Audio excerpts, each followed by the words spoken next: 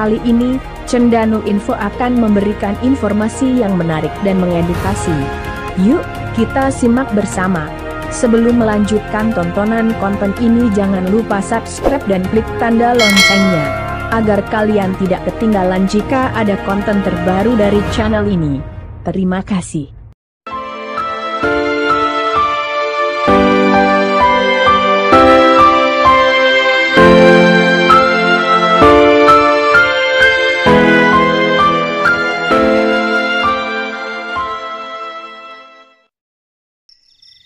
Assalamualaikum warahmatullahi wabarakatuh. Menjalankan sholat syariat, kita berdiri seperti huruf alif, kita ruku seperti huruf ha, kita sujud seperti huruf mim, kita duduk di antara dua sujud seperti huruf dal.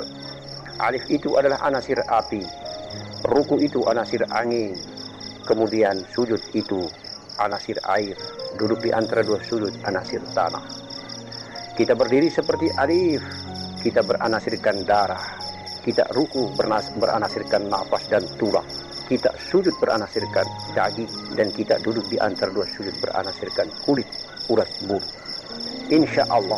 Oleh karena itu maka kita melaksanakan sholat syariat, berarti kita telah mensolatkan darah kita, kita telah mensolatkan daging kita telah mensolatkan tulang kita telah mensolatkan kulit, urat bulu, jantung, empedu, limpa, hati, dan paru-paru. Kita membersihkan dan mensucikan darah, daging, tulang, kulit, urat, bulu, jantung, empedu, limpa, hati, dan paru-paru melalui gerak-gerik sholat alif, ha, mim, dal, ahmad. Berdiri, ruku, sujud, dan duduk di antara dua sujud. Mengapa kita harus tinggalkan? Barang siapa meninggalkan sholat syariat, maka dia akan merugi, karena sholat syariat itu justru mengawetkan batang tubuhnya agar tidak hancur dimakan tanah di dalam kubur utuh. Insya Allah perlahan-lahan dia akan mengecil, hilang, tinggal hanya setetes mani di kain kafan. Maka merugilah orang yang tidak melaksanakan sholat syariat.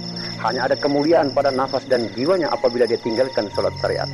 Yang beruntung hanya jiwanya, tetapi jasadnya tidak akan beruntung karena penuh dengan kotoran dosa dan penuh dengan tinja. Maka akan membusuk dagingnya dan hancur dimakan tanah, menjadi tengkorak dimakan binatang anehnya. Maka di dalam perjalanan di atas muka bumi ini, kita telah diajarkan oleh Allah Subhanahu wa Ta'ala melalui firman Al-Quranul Karim, kitabnya yang agung, Al-Furqanul Aziz yang mulia. Diberikan amanah ini kepada pesuruhnya, diberikan amanah ini kepada kekasihnya, diberikan amanah ini kepada Nabi Allah, nabinya, Nabi Muhammad sallallahu alaihi wasallam, melalui firman-Nya, kalam yang disampaikan dimandatkan kepada malaikat Jibril alaihi salam, diajarkan kepada baginda Nabi kita Muhammad sallallahu alaihi wasallam. Kemudian perilaku dan sunnah, af'al, kebiasaan batang tubuh daripada baginda Nabi Muhammad sallallahu alaihi wasallam. Ungkapan-ungkapan, lisan, kalam, hadis dari mulut yang suci dan mulia baginda Nabi Muhammad sallallahu alaihi wasallam menjadi pegangan syariat yang tidak dan tidak serta tidak boleh kita tinggalkan. Karena dialah perilaku batang induk daripada segala batang tubuh manusia di muka bumi ini. Inna arsalnaka illa rahmatan lil alamin. Insyaallah agama yang dibawanya adalah agama risalah rahmat seluruh alam semesta raya maya pada. Oleh karena itu jangan sekali-kali apabila kita sudah jauh mendalami ilmu hakikat kita tinggalkan syariat. Sama saja kita tinggalkan batang tubuh kita. Karena yang diajarkan oleh baginda Nabi Muhammad sallallahu alaihi wasallam adalah ajaran bagaimana caranya batang tubuh mengibadahi dirinya, bagaimana caranya darah mengibadahi dirinya, daging mengibadahi dirinya, tulang mengibadahi dirinya, kulit, urat, bulu, jantung, empedu, limpa, hati, paru-paru. Zahir ciptaan Allah ini mengibadahi dirinya kepada Allah Subhanahu wa Ta'ala, zat yang agung, yang suci, yang menciptakan zahir inilah yang harus dipertanggungjawabkan kepadanya. kepada yang mulia, yang maha guru, Allah subhanahu wa ta'ala lah tempat kita berasal dan kita kembali. Maka insya Allah apabila kita mau ma'rifatur Rasul, kita lebur dan fana di dalam diri Rasulullah sallallahu alaihi wasallam, memang mutlak tidak boleh tidak, harus kita amalkan syariatnya. Solat 5 waktu, berpuasa di bulan Ramadan 30 hari lamanya, mengucapkan 2 kalimat syahadat, menunaikan zakat fitrah, beribadah haji di tanah suci Makkahil Mukarram ala Allah. Itulah sunnah syariat yang diajarkan. Apabila kita amalkan sunnah syariat, sama dengan kita menyempurnakan, kita memaksimalkan tentang perjalanan energi tubuh batang ini. Kita memperjelas tentang kehendak daripada Allah di dalam mengafalkan zahirnya. Oleh karena itu, maka terjemahan daripada sifat-sifat Allah, terjemahan daripada perilaku Nur Muhammad di atas muka bumi adalah merupakan apa yang telah kita sampaikan melalui perilaku batang tubuh syariat Nabi Muhammad sallallahu alaihi wasallam.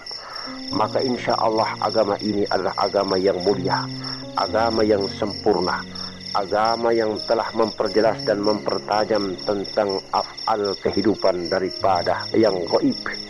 Insya Allah tajalinya zat Allah kepada sifatnya bernama Nur Muhammad, tajalinya sifat Nur Muhammad menjadi jiwa dan nafas, tajali jiwa dan nafas menjadi pergerakan-pergerakan zahir batang tubuh di atas muka bumi. Insya Allah itulah perjalanan akhlakul karimah, akhlak antara sesama makhluk dan akhlak antara makhluk dengan Allah subhanahu wa ta'ala secara vertikal. Tidak bisa kita lepaskan daripada kulit kepada isinya.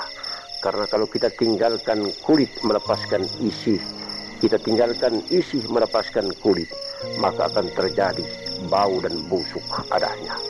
Perilaku yang berdosa, hanya ada nafsu bumi yang fana dan lenyap di dalam nafsu rabaniyah. Hanya ada nafsu bumi yang bergerak fana, tiada yang ada nafsu rabaniyah. Kemudian hanya ada nafsu rabaniyah yang bergerak dan tiada lenyap dan fana di dalam diri Nur Muhammad.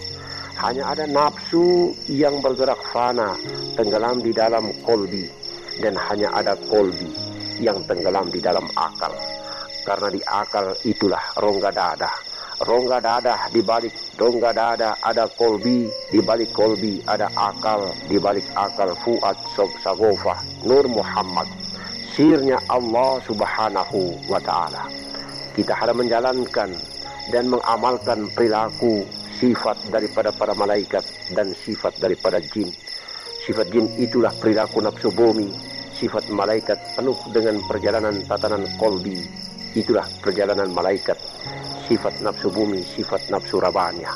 Nafsu bumi lebih didominasi dengan perilaku jin, sementara nafsu rabaniyah lebih lama dan lebih banyak didominasi dengan perilaku para malaikat. Insya Allah, maka diberikan amanah mandat nafsu, kolbi dan akal. Akal itulah berkedudukannya sir, karena memang Allah berkedudukan pada tempat yang teramat sangat tinggi. Zat Maha yang agung, zat Allah subhanahu wa ta'ala telah menitipkan Nur Muhammad di dalam batang tubuh Adam. Kemudian telah beraf'allah batang tubuh itu di atas muka bumi sepanjang hidup dan sejarahnya. Kemudian batang tubuh ini akan ditinggalkan atau akan dibawa pergi bersama Nur Muhammad untuk tenggelam di dalam zat Allah. Ilahi anta maksudi waridoka matalubi, a'tini mahabbataka wa ma'rifataka ya jalali wal ikram. Insya Allah belajar ilmu mengenal din, belajar ilmu hakikat, hanyalah menjadikan hati ini sebagai media untuk mencintai Allah, mengasihi Allah, menyayangi Allah. Agar perjalanan di dalam menjalankan sholat 5 waktu sehari semalam, mulai daripada takbir dan salam, bukan hanya menerjemahkan tentang hafalan dan gerak-gerik tubuh ini, tetapi justru ada ilmu yang terkandung di dalam hafalan dan gerak-gerik tubuh.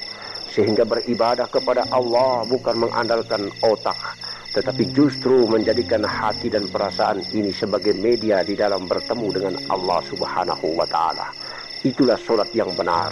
Solat yang salah adalah solat yang mempertuhankan otak, menjadikan otak sebagai media satu-satunya untuk menuju kehadirat Allah Subhanahu wa Ta'ala.